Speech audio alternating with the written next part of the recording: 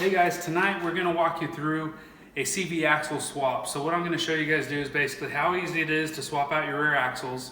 I'm going to talk to you about what kind of axles that I decided to go with, and they aren't OEM.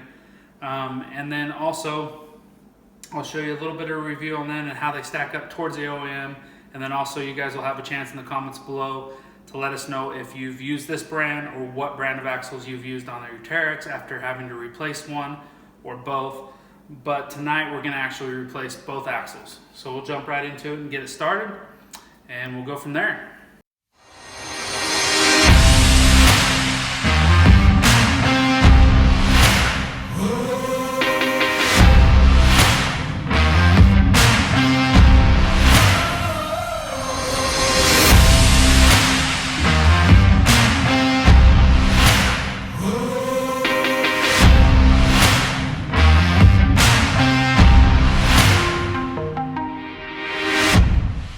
Okay, so a while back, I did a CV boot replacement on this Teryx after it got torn when we were going on the Barracks trail. So what has happened is it just is starting to make a little bit of a sound and different things, so I decided to go ahead and switch them out completely now. It looks like it must have gotten too much crap in it. I did clean it really well. I did all those kind of steps. But it just looks like it's not going to hold up. So also it seems like the boot now is got a little bit of grease coming out of it and everything like that. So I decided to actually do a little upgrade, and I will change out both rear axles so they match. So what I'm going to decide to go with instead of the stock OEM axles is I actually looked up Rocky Mountain ATV, and I'm going to try the all balls axles. They look pretty stout. They look like they have good sized boots on them, so we'll go over there and I'll do a little walk around of the axles that I'm going to be throwing on this Teryx, and then we'll get them put on and ready to go. Okay, so this is the All Balls Racing 8-Ball Extreme Duty axle that I ordered for the Teryx. So we'll just kind of open it up here. The number one thing that I kind of noticed at first was the radius of the axle itself. Looks pretty stout.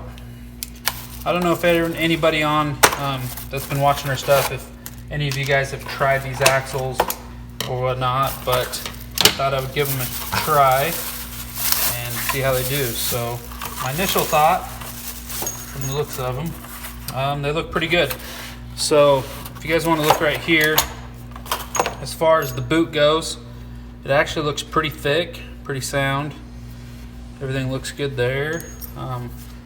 Same with the outer, looks good as well. So, and then also the radius of these look pretty dang good. Let me go get a stock axle and we'll put it up next to it and check it out. Okay, so here's a stock axle. Hopefully you guys can see that all right. A stock axle that came, an OEM axle that came on the Teryx. It looks like this area and this area somewhat similar. This is a little bit more beefy. The boot seems a lot thicker on the all balls. Also,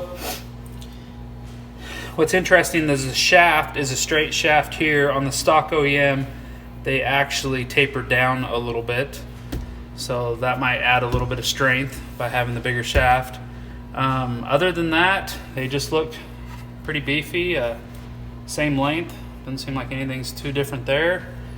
So we'll get these new axles thrown on to the machine, and we will see what they're all about. Hopefully they hold up. Also, if you guys have anything as far as comments go, please leave those below.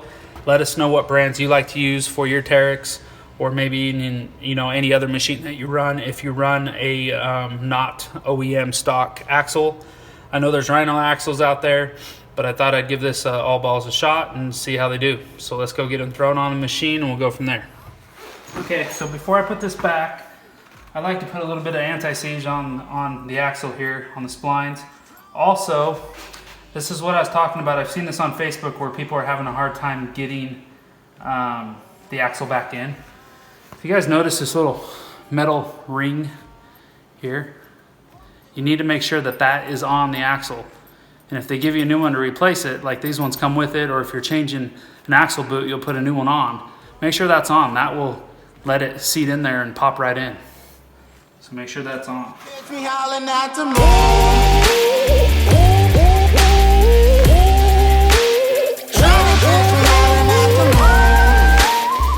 go from there.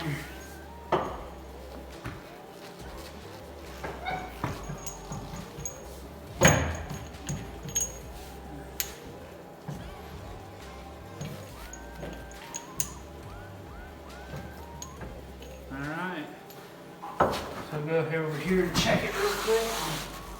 We are good. We're in. Once I fight it to the very end. Many men try to reach it.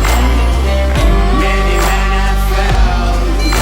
Well, if you wanna get to heaven, you gotta raise a little hell. And I've been running from the law. Hope they won't shoot me down soon.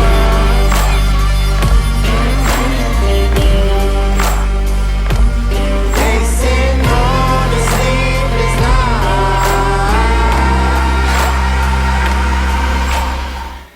And we'll get the torque.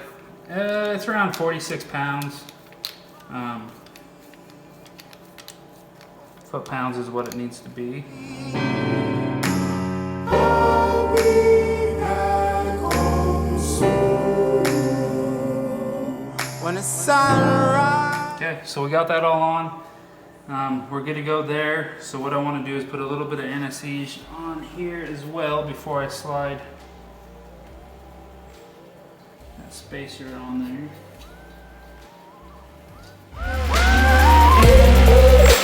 We're trying to catch me howling at the moon. Trying to catch me howling at the moon. We're trying to catch me howling at the moon. Trying to catch me. Trying to catch me. Trying to catch me howling at the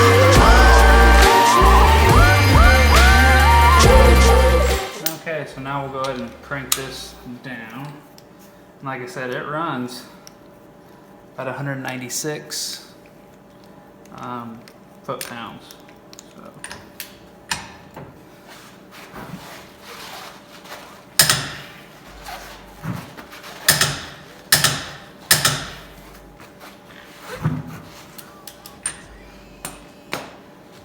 All right, so that's locked down. So what we're going to want to do is put the cotter pin in, and once we get the cotter pin in, we can go ahead and get the tire and wheel back on.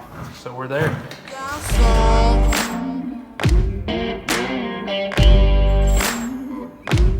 They sing on a sleepless night. Try to catch me howling at the moon.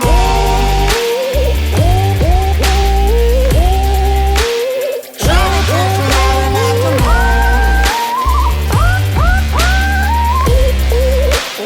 Try to catch me howling at the moon. Try to catch me howling at the moon. All right, guys, that wraps up our axle install video. I know these aren't the most exciting videos, but really I hope they're beneficial to you. I know they are to me, and it teaches me a lot more about my machine and other machines as I work on it myself. But the main point is to show that really anybody that wants to try to do this stuff more at home to save some money versus taking it into the dealer, they can. Some of this stuff is actually really not too hard to do, and that's basically what we want to show to you guys on this channel. It's just basically how easy it is to do some DIY stuff, install different things. And if you've seen our channel grow, which we want to say, you know, thanks to you guys. We appreciate you subscribing, commenting, liking our videos, and also helping us grow and figure out what we can do better. But the main goal is to just basically show the average people that buy a UTV that, you know, they can do a lot of the work at home themselves, and be able to fix a lot of things with not too amount of crazy tools. So I hope you enjoyed what you saw today. If there's any other comments or questions, leave them below. Also check out in the description, we'll have a link to Rocky Mountain ATV for these axles. Also let us know what other axles that you guys like to use, like I said at the beginning. But at the end of the day, this was a pretty easy swap, didn't take very long to do. It always takes me longer when we're recording, but at the end of the day we enjoy it. So I hope you guys find it beneficial. Also our slogan, how it goes right now, is pack it in, pack it out.